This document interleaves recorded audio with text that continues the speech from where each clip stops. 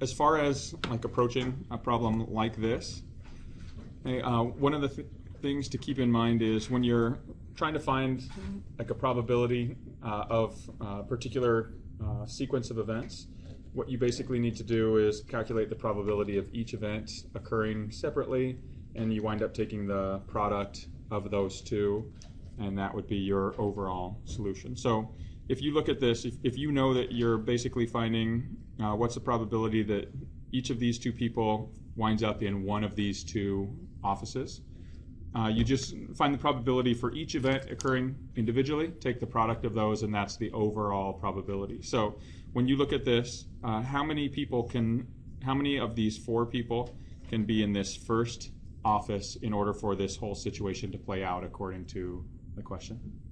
So now, Karen, which two people can possibly be in this office? It either has to be Karen or Tina, right? So you have 2 out of a total of how many possible people are there to select from?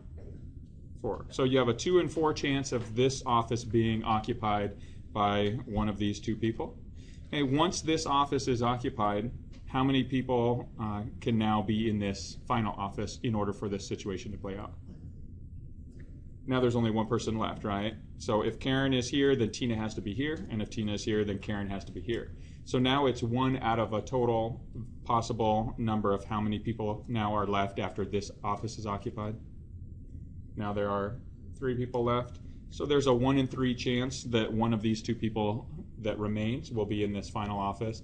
And so the other 2 offices, it doesn't really matter. It doesn't matter how the people play out, who goes where, as long as these 2 meet this criteria. So you basically take the product of these 2 probabilities.